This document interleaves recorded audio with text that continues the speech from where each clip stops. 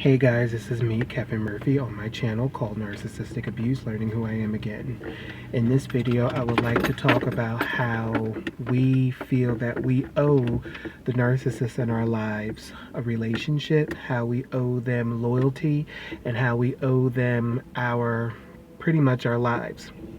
So, as I've said in other videos, we've had narcissists in our lives who have done wonderful things for us. The narcissist in your life can be a parent, it can be a friend, it can be a cousin, it can be a brother, it could be a sister. Whoever the narcissist is in your life, that person probably has done wonderful things for you. They probably have paid your bills, they probably have bought you a new car. The narcissist in your life probably let you use their credit. They probably let you drive their car, things like that. And this sets us up to feel obligated to that narcissist. We start to feel that, oh, now we owe them something. We owe them, we have to be beholden to the narcissist. We have to be beholden to that brother, or we have to be beholden to that sibling, or we have to be beholden to that girlfriend or that boyfriend, or we have to stay in a toxic relationship because of all the wonderful things they did for us. Let's say for your birthday this year, you wanted to go to France, or you wanted to go to Spain, or you wanted to go somewhere exotic. That narcissist will make sure that that happens. And then after your birthday has passed, or after that trip has passed, then the narcissist is degrading you, calling you names, telling you that you're worthless, and making you feel like crap.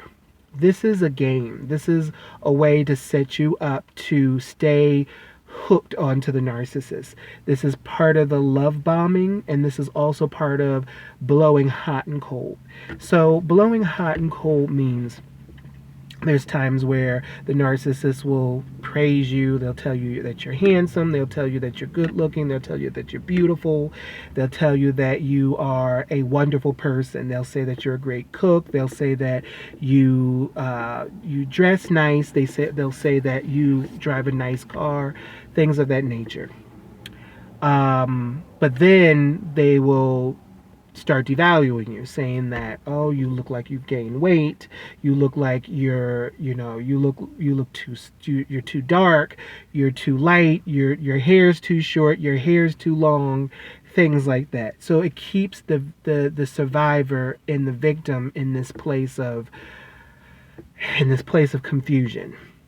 They feel confused of who they are, and they're not sure exactly why the narcissist is doing this.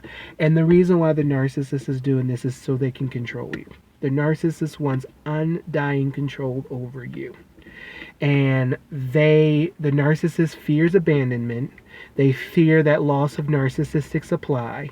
And so they do this intermittent positive regard. And then this intermittent, it's the sweet mean cycle. And they are, one day they're telling you that you're wonderful, you're wonderful, you're wonderful. And then the next day they're telling you that you're fat, you're ugly, you're a bitch, you're this, you're that. And it's a way to keep you under their control, under their thumb. So you're continuously looking and waiting for that compliment. You're continuously waiting for that moment of goodness, or that compliment.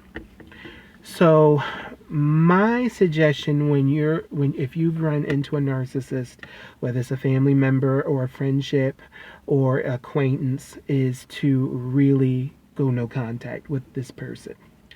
Especially if it's a friend of yours. If this friend is very comforting, they let you borrow money, they let you do these things, and then all of a sudden they are tearing you down, they are controlling you, they're doing all these other things, I would try to do everything I could to pay that person back. If you haven't done so already, if you have done so, I would cut ties immediately. I wouldn't have anything to do with this person. I wouldn't inquire. I definitely wouldn't go to them if you ever had any issues with finances. I would use that as an opportunity to get your finances together and to really be a lot more financially astute. Because, and this is just an example, just the finances.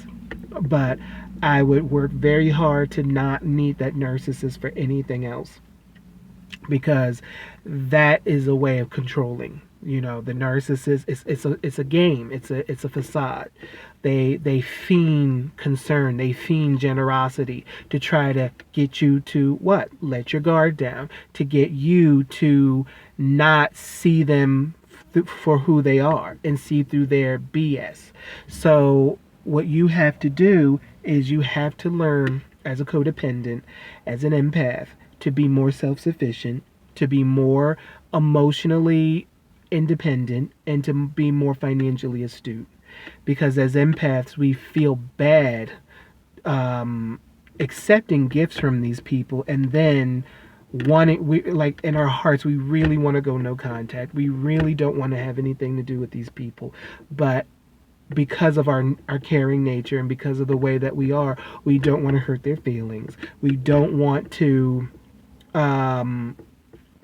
seem cold or seem like we don't care about them.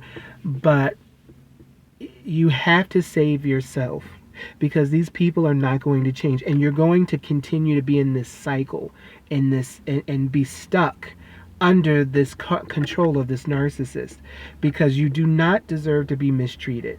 It's not about keeping score. Relationships are about, if I give something to you, it's because I'm giving to you out of my own heart, because out of my own real generosity, not out of fake generosity. Because fake generosity is keeping score. You owe me because I did this for you. I took you to the store.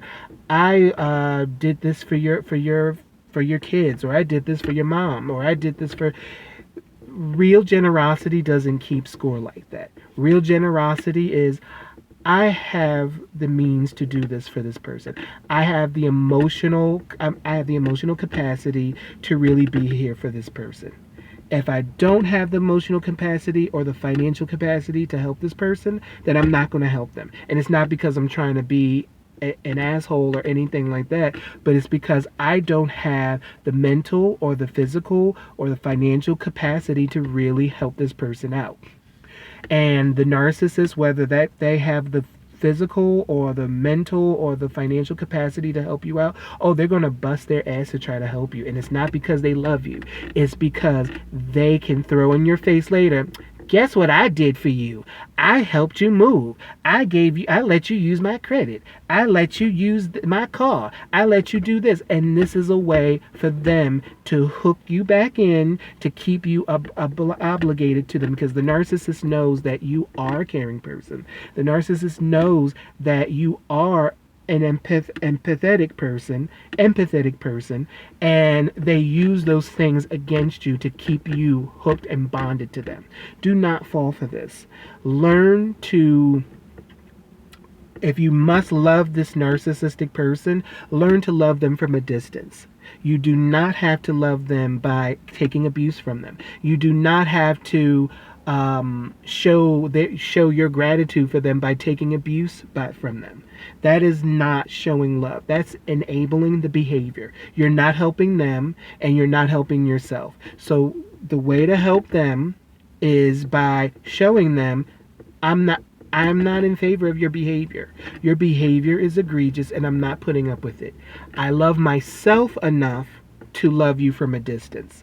I love myself enough to not be in the crossfire of you talking about my clothes, talking about the car I drive, or talking about my girlfriend, or your boyfriend, or whatever is important to you. The narcissist has no right to do that. I don't care what they've done for you. So never feel obligated, never feel guilty for standing up for yourself and putting your foot down, because this is your life. This is not their life. So I just wanted to make a quick video on how the narcissist makes you feel like you owe them your life, your attention, and a relationship. You owe them nothing. And if you have a narcissist or a person like this in your life, stop taking favors from them. Stop going to them for advice. Stop going to them for anything. In fact, cut contact with them. Learn to be your own person. If you're an adult and you're not living in their house, learn to be your own individual. If you're still living in their house as an adult, you have to plan your exit. You have to be a man, be a woman, and really take responsibility for your own behavior and not let this person continue to have reign and rule over you. It's a lot easier said than done.